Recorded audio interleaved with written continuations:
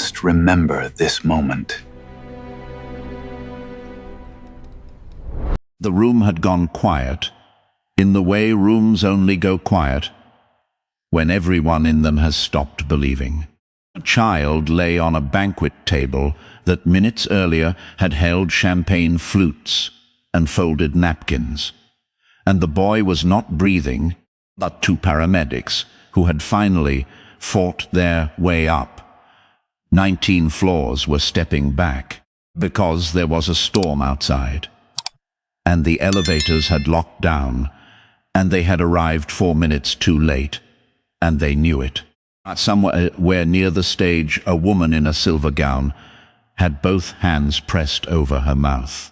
300 guests stood frozen under chandeliers, worth more than most of them would earn in a year. And against the far wall, still in a grey maintenance jumpsuit with the Halcyon logo stitched over the pocket, stood a man everyone in that ballroom had spent the entire evening looking straight through. His name was Elias Mercer. 6 hours earlier, the woman in the silver gown had humiliated him in front of 40 people for standing too close to a photograph. Now he was the only person moving toward the table, while everyone else moved away. Technology. A little girl near the coat check clutched a stuffed otter against her chest and watched her father cross the room. He reached the boy before the paramedics could tell him to stop. Did not ask permission. He looked at the child's chest, at his lips, at the small, terrible stillness of him, and he said 5 words, quietly, without turning around. "Give me 30 seconds. What happened in those 30 seconds would be talked about in that building for years. Elias Mercer lived on the 4th floor of a walk-up where the radiator knocked twice. Every night around 2 in the morning, a sound he had stopped hearing months ago, the way you stop hearing your own heartbeat. The apartment was spare. A couch, a small table, 2 chairs, a shelf of his daughter's books arranged by color, because that was how she liked them. There was almost nothing on the walls. One thing that might have told you who he used to be sat at the bottom of a dresser drawer, face down beneath a folded sweater, a heavy framed certificate he had not looked at in 3 years and could not quite bring himself to throw away. His daughter was 7. Her name was Nora. She had a gap where a front tooth used to be, and a stuffed otter named Biscuit that had lost most of its left ear to a washing machine, and she carried that otter the way some people carry a phone, without thinking, an extension of the hand. "Dad," she said that morning, sitting at the small table with cereal she was not eating, "do otters get cold feet?" "Everybody gets cold feet," he said. He was tying his work boots. "That's how you know you're alive." Not considered this, with the total seriousness of a child who has not yet learned that most questions don't have answers. I kissed the top of her head, smelled the strawberry shampoo, and felt the thing he felt every single morning, which was the quiet ache of a man holding the entire world together with one hand, because the other hand was no longer being held. There were bills on the counter he had stopped opening in the order they arrived, and started opening in the order they threatened. The medical debt was its own category. 3 years of it now, compounding the way grief compounds, and he had a system. And the system worked as long as nothing broke. Nothing was allowed to break. I dropped Nora at the aftercare program that opened early, and he rode the bus across the river to the Halcyon Tower, 61 floors of black glass that caught the morning and threw it back at the city. like the building was bored of being looked at. He was a maintenance technician. He fixed what the important people broke and never noticed breaking. At Nolly, he was good at it. He was good at most things he decided to be good at, and he had decided 3 years ago to be good at being invisible. That morning the lobby was being staged for an event. There was to be a gala that evening, a launch for some new fund, and the whole ground floor had become a hive of florists and lighting crews and a photographer setting up a shot of the executive team in front of the company seal. Elias was carrying a ladder to the service corridor when the CEO arrived. Vivian Cross moved through a room the way weather moves through a valley. Not. People rearranged themselves around her without being asked. Sharp and elegant and entirely certain of her own importance. And she had built Halcyon Capital from a single floor of leased space into an empire, and she had done it by her own frequent telling, without help from anyone who had not earned their place. Not by technology. She was positioning the executives for the photograph when Elias, ladder on his shoulder, crossed behind them. "Stop," she said. The whole lobby stopped. Not. She turned and looked at him the way you look at a stain. "Do you see what's happening here? Do you have any idea what this photograph is worth?" She did not wait for an answer. "Not course you don't. Just get it out of the frame. Get yourself out of the frame." It was the casual part that landed, not the words. The fact that she had already turned back to the camera before she finished saying them.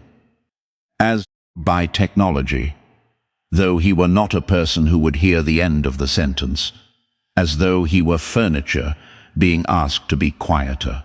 "Sorry," Elias said, and moved. He had learnt years ago in a different life that there was no use spending anger you would only need later. He carried the ladder to the corridor. I felt 40 pairs of eyes slide off him and back to the woman in front of the seal. I breathed once, slowly, the way he had been trained to breathe in rooms where panic could kill people, and he went back to work. That should have been the end of it. A small cruelty in a building full of them. But the day was not finished with Elias Mercer, and neither was Vivian Cross. It happened on the loading dock a little after noon. One of the catering crew, a kid no older than 20, was wheeling a stack of steel serving cases down the ramp when the bottom case shifted and the whole tower came down on his arm and shoulder. Elias heard the sound before he heard the scream, the particular flat clang of metal hitting a person. And he was already moving while everyone else was still understanding. The kid was on the concrete, his arm bent wrong, his face grey, going into the bright animal panic that comes before shock. A small crowd formed the way crowds form, useless and loud. Someone was already saying the word ambulance. Elias knelt. His hands moved before his thoughts did. And his thoughts, when they caught up, were calm and ordered and very far away from the man in the grey jumpsuit they belonged to. "Look at me," he told the kid. "What's your name?" "Marcus." My arm is Marcus. Your shoulder's out of the socket. That's the worst of it. The arm I don't love, but it'll wait. I need you to breathe out slow while I check something. No, slow. His fingers found the pulse at the wrist below the wrong angle. Not present. Good. Or pressed 2 points along the forearm, watched the kid's face for the kind of pain that means a bone has cut something it shouldn't. Out, didn't see it. He timed the capillary refill in the nail bed against the count in his head. Not 2 seconds. Not exhaled. "You're going to be okay," he said, and the kid believed him, because there is a way of saying those words that only people who have said them over open bodies can say, and some animal part of Marcus recognized it. The when medic found the boy stabilized, his arm immobilized against a folded apron with a precision that made the senior medic pause and look up. "Splintered this," the medic said. "Nigh he did." Marcus tilted his head at Elias, who was already standing, already stepping back, already becoming furniture again. The medic looked at the jumpsuit, at the logo, at the man, and something didn't add up. And he opened his mouth to ask, and Elias said, "He's all yours," and walked back into the building. 22 seconds. That was how long it had taken him from the sound of the metal to the moment his hands were on the boy. I hadn't counted it. He never had to count anymore. The counting happened on its own, a clock he could not turn off, ticking under everything he did, a habit burned so deep it had outlived the reason for it. Did not boast. He did not stay to be thanked. He went and fixed a light fixture on the 8th floor and ate his lunch alone in the stairwell, and he thought about Nora's cold feet question, and he did not think, not even once, about the heavy-framed thing at the bottom of his dresser drawer. But someone had seen. By technology. There was a doctor in the lab that day, an older man named Reyes, who had come to consult on the medical wing the building was adding. Reyes had watched the whole thing on the loading dock from 20 feet away. And Reyes had not said anything, because Reyes was the kind of man who knew that some people choose their invisibility and that the choosing should be respected. But he had filed it away. The hands. The economy of them. The way the man had read the boy's body, like a sentence in his own language. You do not learn that fixing light fixtures. You learn that with your arms inside people while they are dying. Reyes watched Elias disappear into the service door and thought quietly, "I have seen those hands before." Or hands exactly like them. I was right. Though it would take a storm and a stopped heart for him to find out how right. To understand why Elias Mercer kept a medical board certification face down under a sweater in a drawer, you have to understand a Tuesday 3 years gone, have to understand Daniela. They had met in a hospital, which is the least romantic and most honest place 2 doctors can meet. I did emergency medicine. He did trauma surgery, not B. She used to say they were the only 2 people in the building who got more relaxed as things got worse, and it was true. And it was the thing that made them recognize each other across a resuscitation bay before they ever knew each other's names. He was the steady one, was the fast one. Together, they were very hard to kill people around, and they knew it, and there had been a kind of joy in that, in being good at the thing that mattered most. Nora was born on a snowy night, with both of them in scrubs, because neither could quite stop being who they were. For 4 years, they had the life, the small house, the 2 careers that ate them alive in the best way. The kid with the gap tooth. I used to come home at impossible hours and find Daniela asleep on the couch with a textbook on her chest and Nora's monitor crackling, and he would stand in the doorway and think, "This is the whole thing. This is the entire point of everything." Daniela got sick the way the fast ones sometimes do, suddenly and without permission. A headache that was a headache. A scan that changed the shape of the future in the time it took to load. Was a doctor.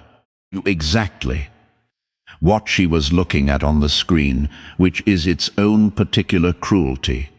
To be fluent in the language of your own ending. Elias did what trauma surgeons do. Attacked the problem. Who read everything. He called everyone he had ever trained with. He moved her to 3 different specialists and pronounce words. And no parent should have to learn.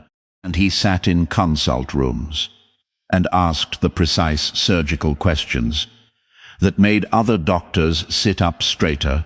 And for 14 months he fought it with every weapon a brilliant and desperate man can bring to a fight.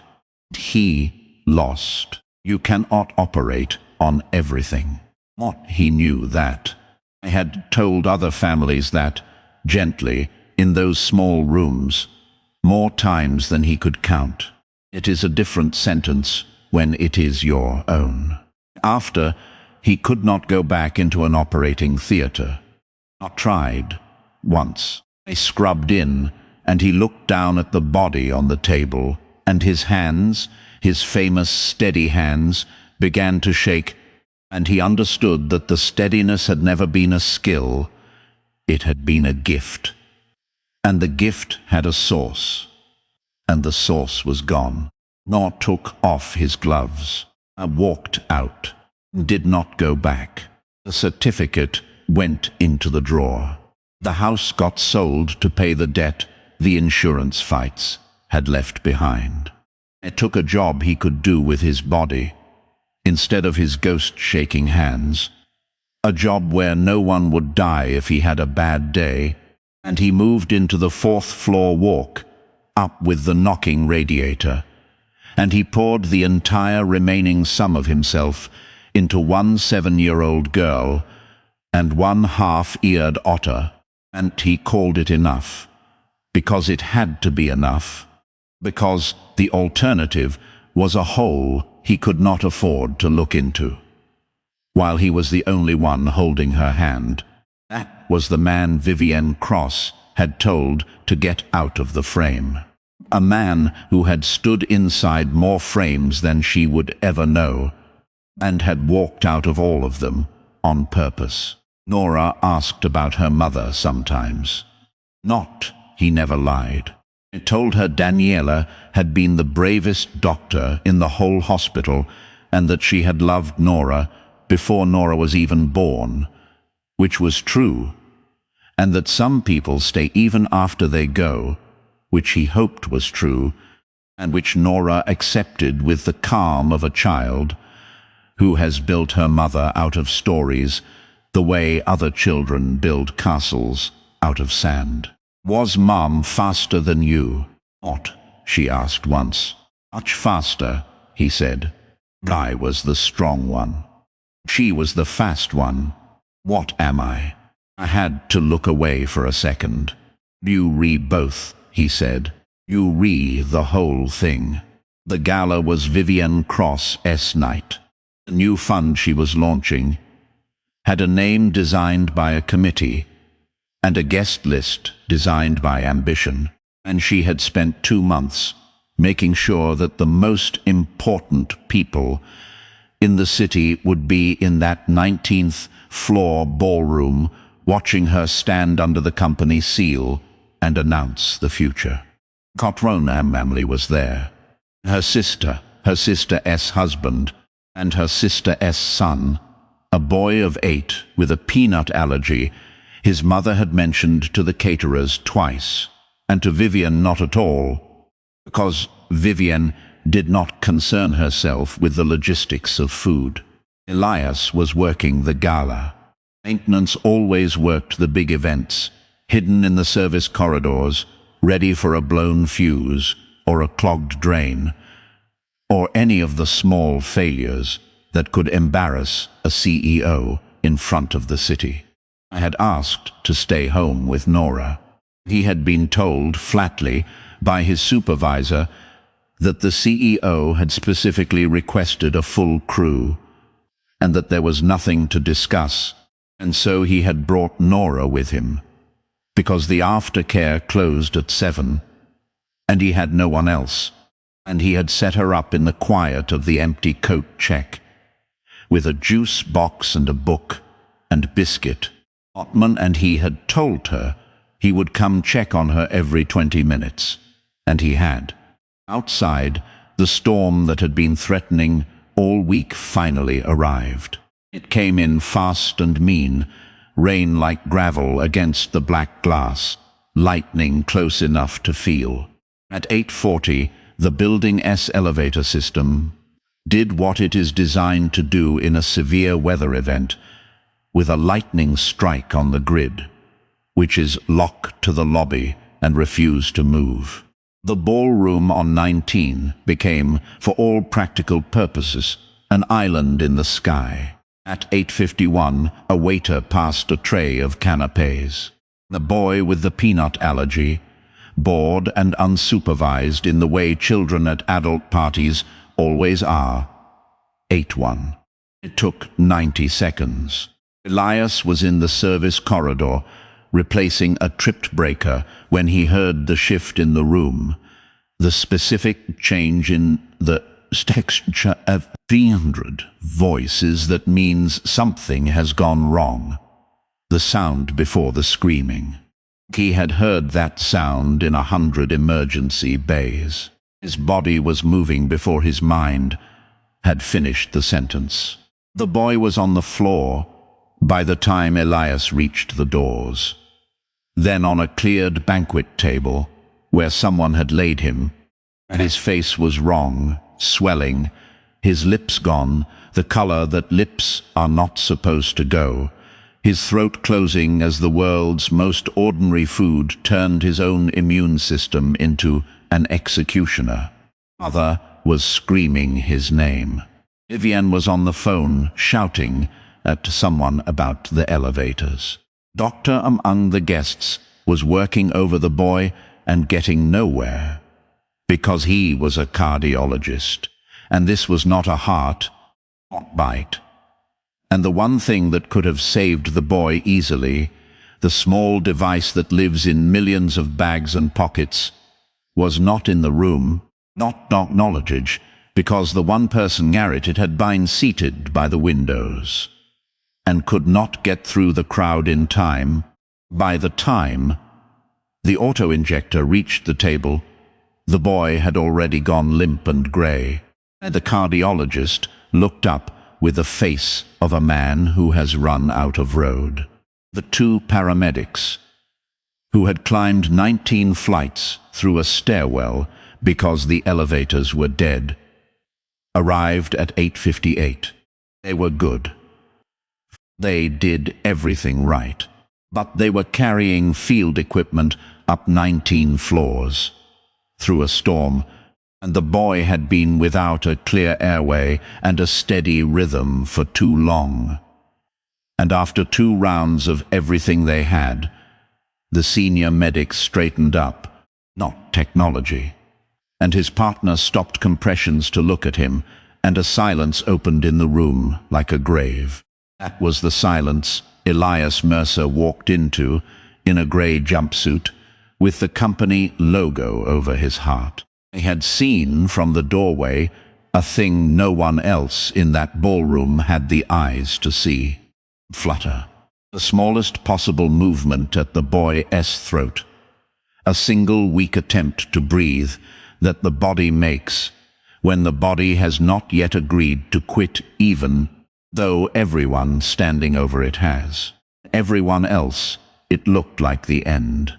To Elias, it looked like a door that had not finished closing. We crossed the room. We did not run. Running tells a panicked room to panic harder. And he needed the room calm. He moved fast and level, and he was at the table before the paramedics understood. He was not a guest.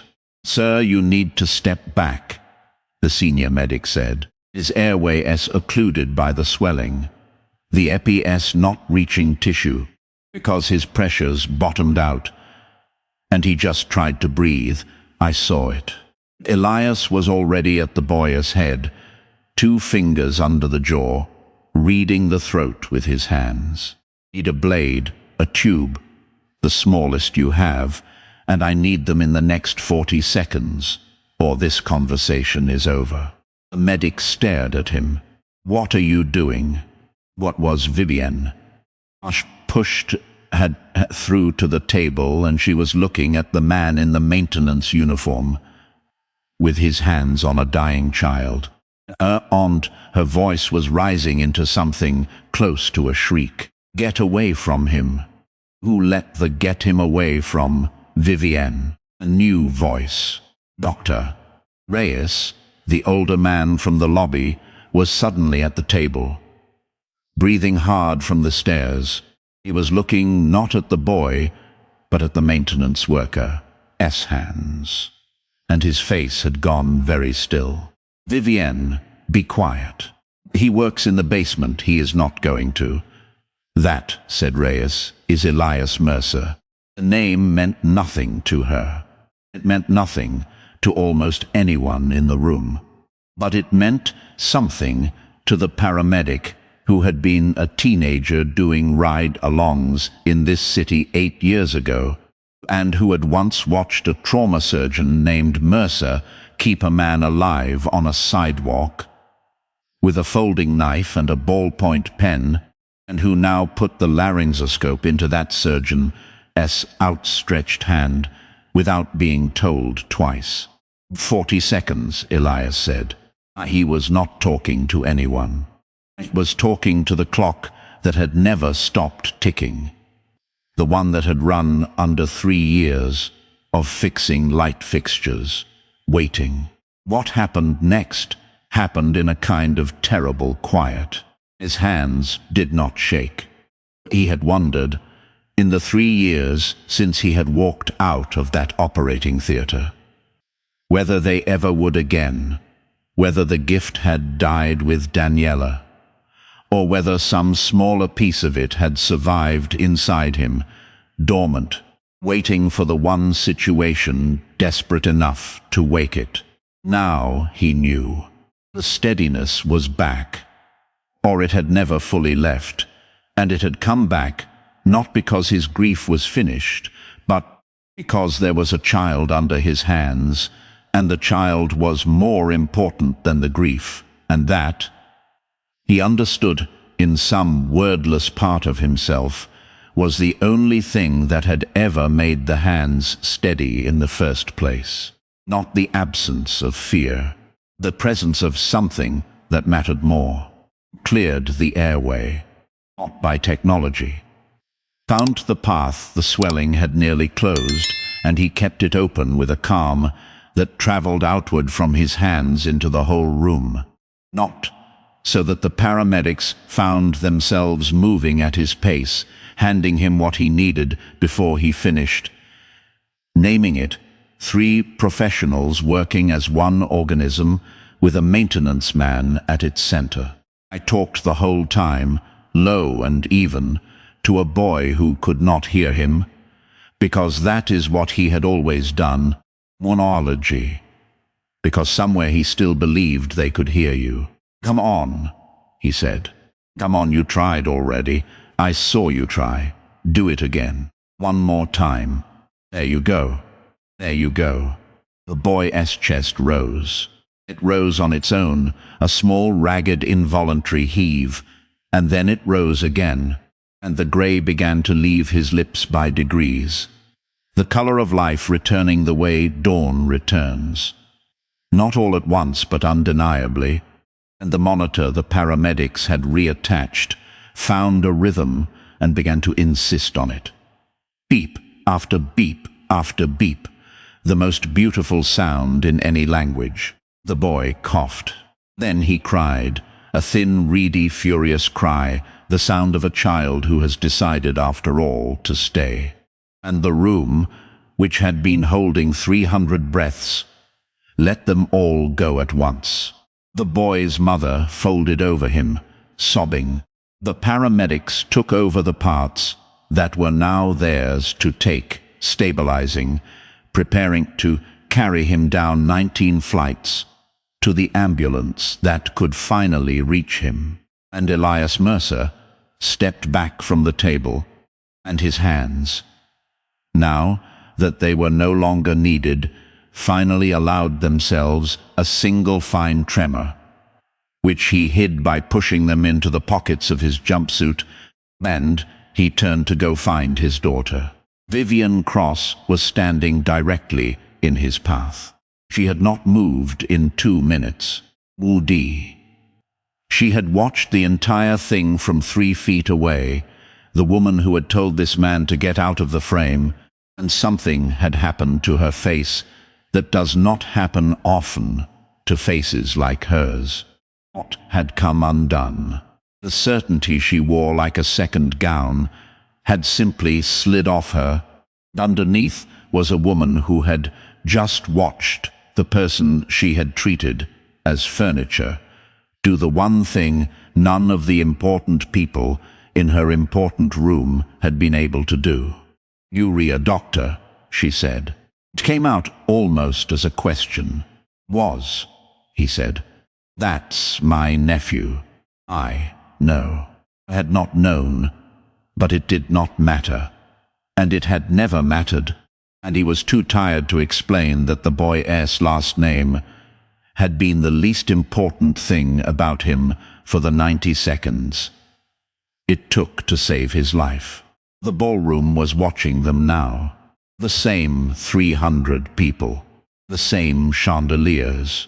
The photographer, who had spent the whole evening shooting the launch, had turned his lens, by reflex, onto the only thing in the room worth shooting, the CEO and the maintenance man, face to face under the company seal. Vivian Cross had built an empire on never being wrong in public. She could have walked away. She could have let the moment dissolve, thanked him privately, written a check. She had every habit a person needs to make a thing like this disappear. Instead, she did something that surprised everyone who knew her, and surprised her most of all. She turned to the room.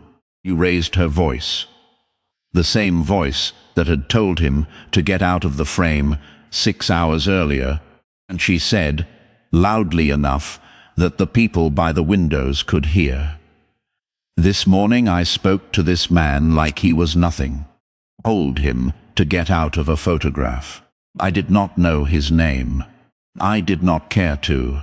Her voice caught, and she pushed through it. "His name is Elias Mercer. He just saved my sister's son's life after every important person in this room, including me, had given up. I was wrong about him. I have been wrong about a great many people. And I would like to start being less wrong, beginning tonight, beginning with him." It was not a perfect speech. Her voice shook. She did not get every word right. But she said it in front of the same eyes that had watched her cruelty, which is the only place an apology is worth anything, and Elias understood the cost of it, and he gave her a small nod. The kind of acknowledgement one professional gives another across a table where a life has just been saved. "Your nephew's going to be fine," he said. "Get him to the hospital. Stay with his mother. That's the whole job now." And then he walked past the CEO and the cardiologist and the 300 guests. He went to the coat check, where a 7-year-old girl was standing in the doorway holding a one-eared otter, having watched more of it than he would have wanted, her eyes very wide. "Dad," Nora said, "you fixed him." He knelt down to her level, the way he had knelt beside a kid on a loading dock and a boy on a banquet table, except that this time his hands were steady, because they were reaching for the one thing in the world that had kept them steady all along. "Yeah," he said. "What, technology him? I thought you only fixed lights." "What meant?" he laughed. And it surprised him, the laugh, the first one in a long time that came from somewhere real. "I used to fix people," he said. "Long time ago. Not before you. Can you do both?" He looked at her, at the gap tooth and the wide eyes and Biscuit's ruined ear. He felt the heavy-framed thing at the bottom of his dresser drawer shift in his mind. Not demanding to be hung on a wall. Not yet, maybe not ever. But no longer something he had to keep face down. "I don't know," he said honestly. Maybe I can figure out how to do both." There was more after that night, and most of it does not fit in the telling. Dr. Reyes came to the 4th floor, woke up the following week, and sat at the small table, and drank bad coffee, and did not offer charity, because he understood the man too well for that, but offered instead a quiet path back, a part-time consulting role at the medical wing the building was adding, a way to put the steady hands to use a few hours at a time without having to walk back into the room that had broken him. Elias did not say yes that day, but he did not say no, and Reyes, who was a patient man, considered that a beginning. The medical debt did not vanish overnight, because debts like that never do.